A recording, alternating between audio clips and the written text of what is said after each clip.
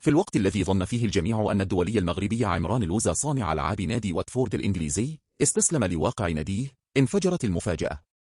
4 عروض من العيار الثقيل تعيد مايسترو الوسط المغربي إلى واجهة الأضواء. فمن هي الأندية التي تتصارع على ضمه؟ وما هو السعر الذي حدده واتفورد للتفريط في جوهرته؟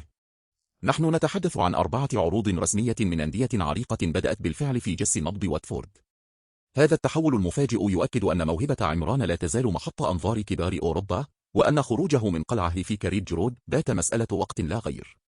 في هذا الفيديو نستعرض معكم حقيقة العروض ال4 المقدمة لضم لوزة، لماذا قرر واتفورد تحديد سعره ب14 مليون يورو؟ وما هي الوجهات المحتملة والسيناريو الأقرب للنجم المغربي في الميركاتو الحالي؟ ولمعرفة الأجوبة على التساؤلات، المرجو الضغط على الفيديو أسفل الرابط، ولا تنسوا الإعجاب بالفيديو والاشتراك في قناة أسود العالم وتفعيل جرس التنبيهات ليوصلكم كل جديد عن محترفين المغاربة.